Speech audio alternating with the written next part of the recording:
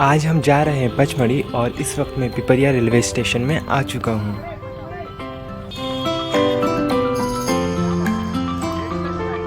इस वक्त मैं टैक्सी में हूँ और मैंने पचमढ़ी तक जाने के लिए 100 रुपये पे किया हूँ। यहाँ से हमें लगभग 1.5 घंटे का सफ़र तय करना पड़ेगा। यह सफ़र तय करने के बाद ड्राइवर ने रास्ते में एक ब्रेक लिया और हम सभी लोगों ने यहाँ पे चाय पी। काफ़ी खूबसूरत नज़ारा था मॉर्निंग का। आपको रास्ते में एक सुसाइड पॉइंट मिलेगा जहाँ पे ड्राइवर ने गाड़ी रोकी और यहाँ पे ना वॉइस इको होती है। फाइनली मैं पचमढ़ी पहुँच गया और पहुँच के मैंने सबसे पहले एक होटल बुक की।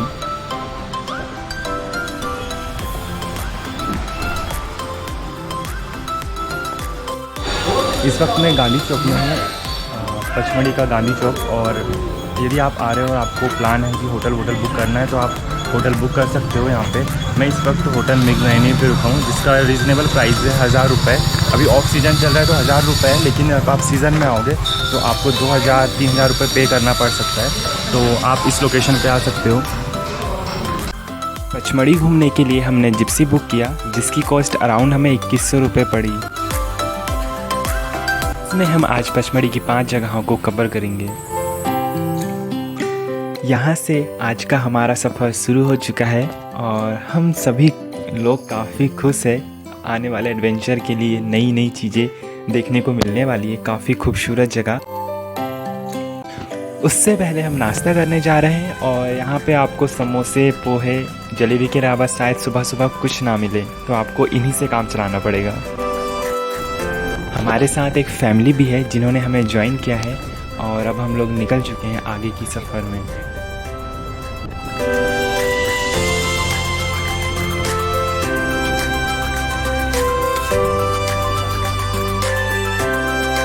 ये पचमढ़ी का एकमात्र पेट्रोल पंप है और यहाँ पे काफ़ी भीड़ होती है।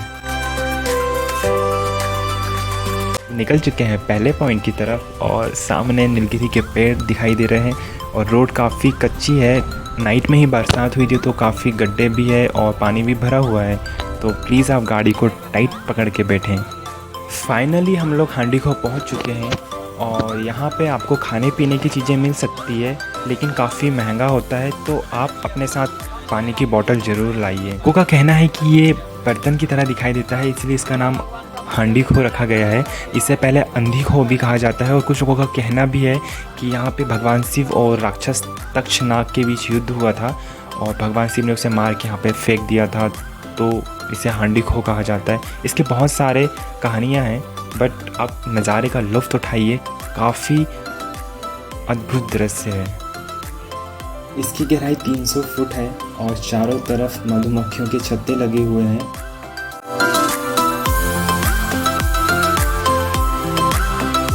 यहाँ पे घोड़े की सवारी कर सकते हैं।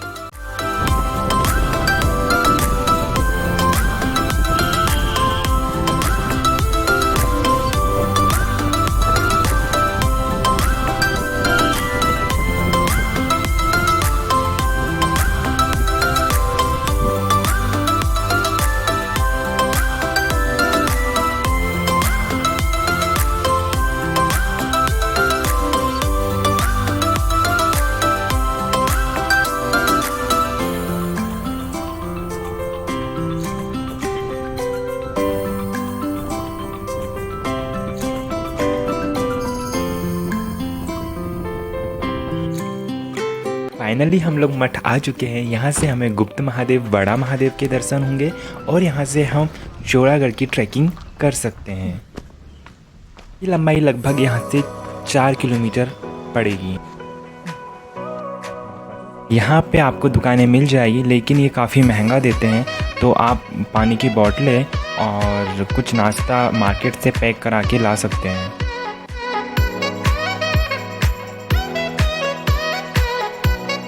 हम लोग निकल पड़े गुप्त महादेव के मार्ग पे। यहाँ से लगभग 300 मीटर की दूरी पर है।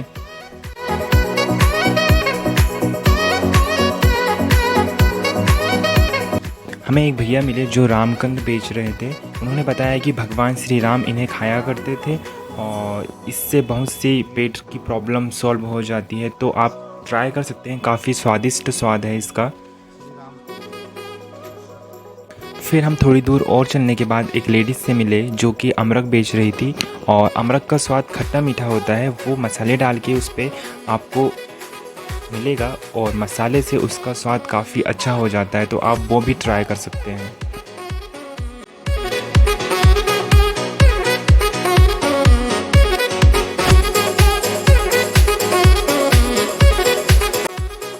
फाइनली हम लोग गुप्त महादेव आ चुके हैं। आपको यहाँ पे भगवान हनुमान की एक मूर्ति दिखाई देगी, काफ़ी बड़ी मूर्ति है।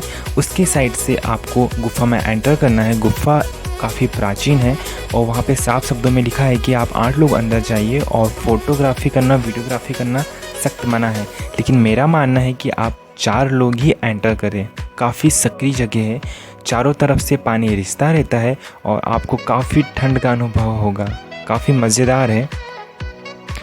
अंदर एक पंडित जी बैठे रहते हैं, वहाँ आप दक्षिणा दे सकते हैं और प्रसाद भी मिल जाएगा।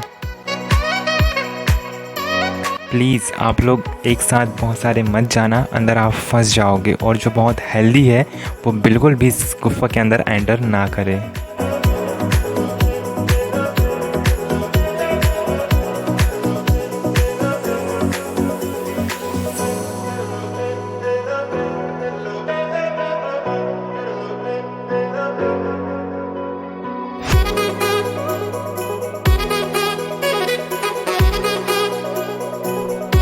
और कल हम इसी मार्ग से ट्रैकिंग करेंगे जो आगे दिखाई दे रहा है, चोरागढ़ के लिए।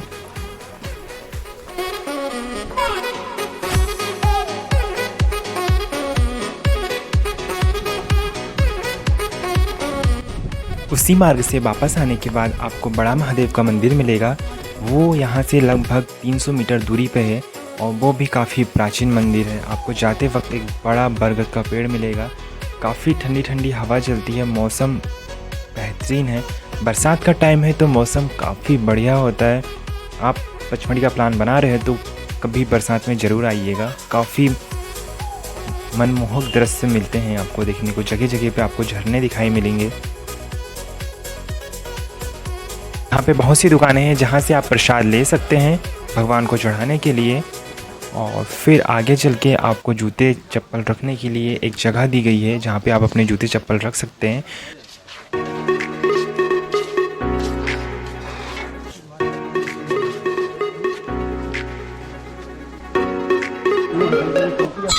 मैं फिर मंदिर की ओर आगे बढ़ा। जैसे जैसे मैं आगे जा रहा था काफ़ी पैरों में ठंडक मिल रही थी। चारों तरफ ग्रीनरी है और काफ़ी ठंडी ठंडी हवा चल रही है।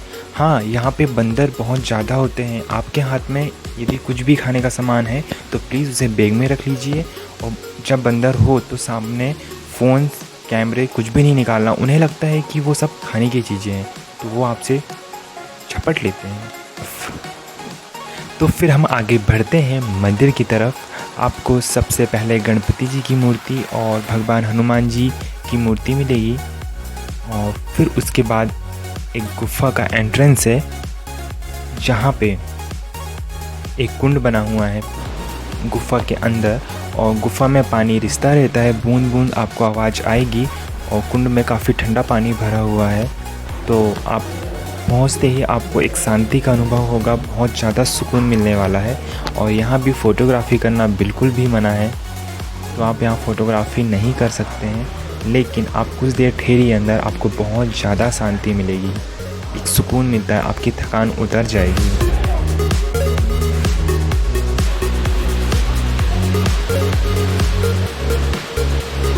चलते ही आपको एक छोटा सा झरना दिखाई देगा जो काफ़ी सुंदर है।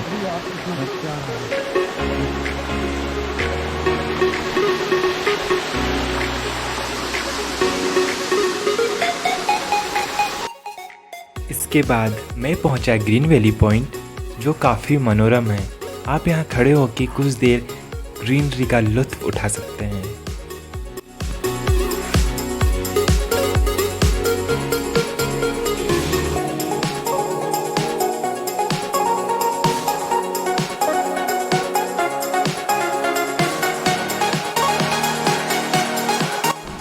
कुछ ही दूरी पर प्रियदर्शनी पॉइंट है जिसे हम इको पॉइंट भी कहते हैं, जिसके लिए हमें रोड से कम आधा किलोमीटर वॉक करना होगा।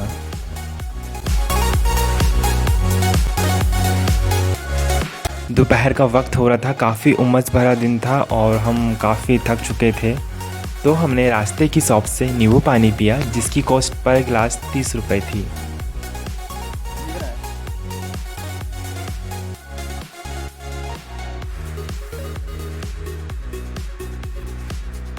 Finally echo point is here. देखने में काफ़ी रोचक और खूबसूरत नज़र आता है। सबसे अच्छी बात यह है कि अभी मेरे आंखों के सामने जो पर्वत दिखाई दे रहा है उस पर कल मुझे ट्रैकिंग करनी है और मैं इसके लिए काफ़ी एक्साइटेड हूँ।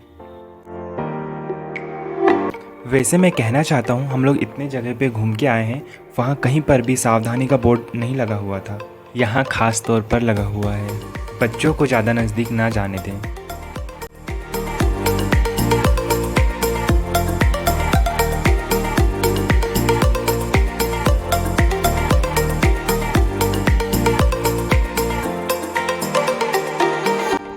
काफ़ी देर घूमने के बाद अब हम लंच करने बेटा बावर्ची आए हैं।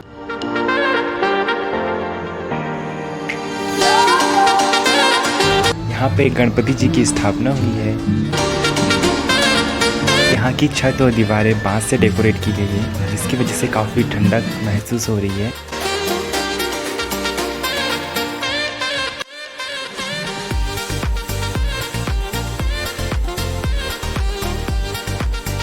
आफ्टर लंच हम लोग पचमढ़ी लेक आ चुके हैं।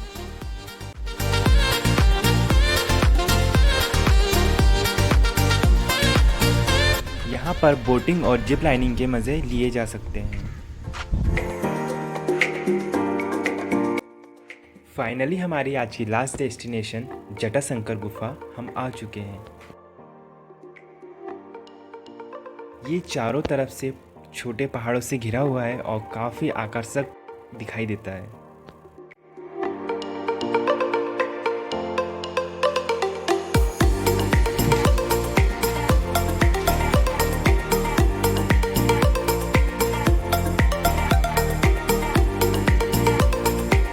जटाशंकर मंदिर जाने के लिए करीब हमें अभी 1 किलोमीटर पैदल चलना होगा। मैं धीरे धीरे मंदिर की तरफ बढ़ रहा हूँ और रास्ते में मुझे बहुत सी छोटी छोटी दुकानें मिल रही है जिनमें आयुर्वेदिक औषधियाँ और जड़ी बूटी उपलब्ध है। ये संकट मोचन हनुमान मंदिर है, इससे हमें थोड़ी दूर और आगे अभी चलना है, अभी काफ़ी रास्ता बाकी है।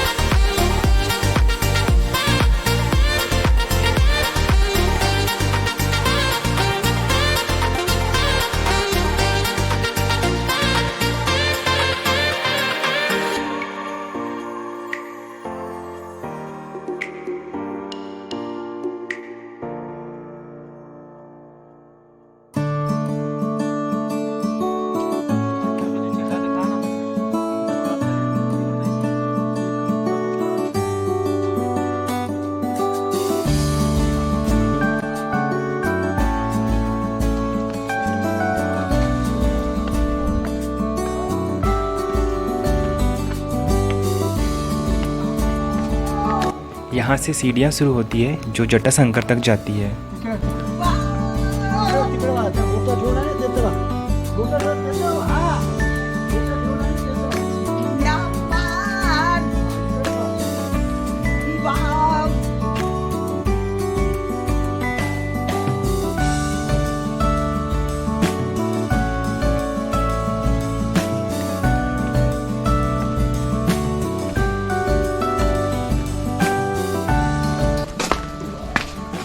ऑनियन का ऑयल मिलता है बाबूजी, ये तेल ये प्याज आता है ना, हाँ, ये 50 kg तक आ जाता है। इससे क्या क्या प्रॉब्लम, मतलब ये क्या? इस प्याज की खासियत दिखाऊंगा आपको पहले। जंगली प्याज। हाँ, ये जंगली ऑनियन है, 30-40 kg का आता है सर। इस प्याज को खाया नहीं जाता, लेकिन इस प्याज को अपन कहीं से तोड़ते हैं तो इसमें इस तरह के फाइबर निकलता है। ये उम्र के हिसाब से जिनको घुटनों में लुब्रिकेशन की कमी आती ना, हड्डियों घिसाव होने लगते हैं, पैरों में कमर में दर्द है, उसका उपाय ये है। मम्मी पापा को एज वाले हैं, तेल सर इतना बढ़िया है, कितना ही पुराना दर्द हो इसको कटोरी में निकाल के हल्का गर्म करके लगा देना, दर्द कितने का तो तुरंत आराम लगेगा। लेकिन पुराना पेन है तो 40 डेज लगा देना, 40 दिन चलेगा।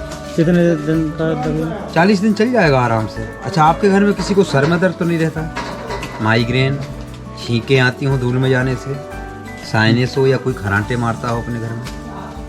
आप में से नहीं मारता कोई? नहीं, खराटे कफ कोल्ड का प्रॉब्लम हो, छींकें आती हो तो इसको क्या थोड़ा उंगली बताओ, इसको लेना कितना है? इसको इतना सा, इसको इसको इतना सूंघना है। अभी रुक जाओ, ऐसे रब कर लो, रब करके हल्की खुशबू लेना, लेकिन ना के बराबर।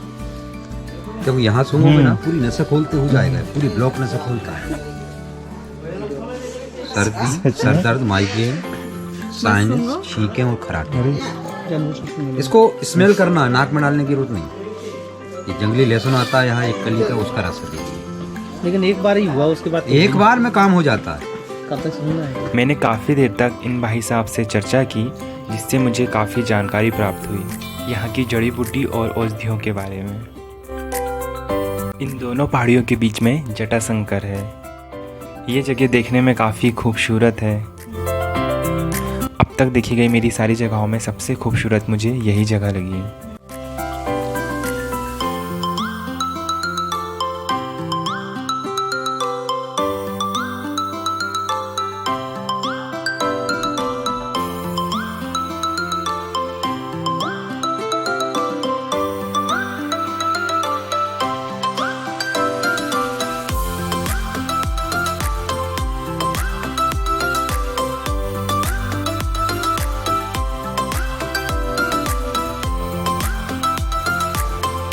जटाशंकर मंदिर पहुंच चुका हूं। यह काफ़ी प्राचीन मंदिर है, यहाँ बहुत ज़्यादा सुकून और शांति है।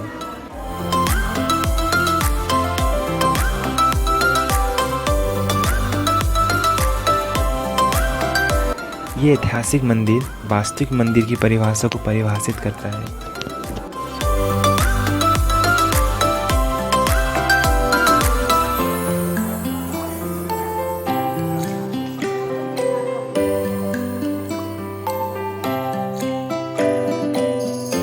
प्राचीन पत्थर एवं शिलालेखों से निर्मित इस मंदिर का एक अलग ही आकर्षण है।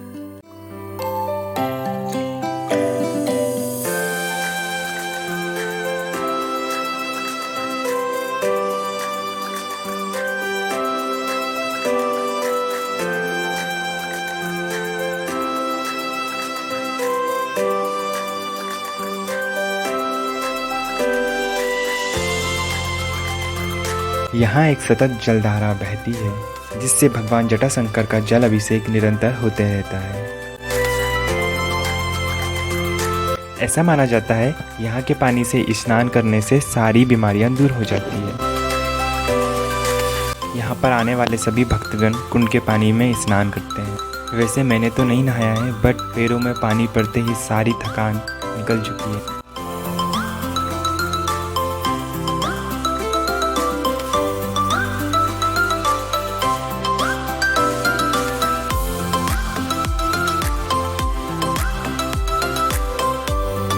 मैं इस खुशनुमा एहसास के साथ आप सभी से विदा लेता हूँ। मिलते हैं अगले ब्लॉग पर, जो होगा चौरागढ़ का ट्रिप।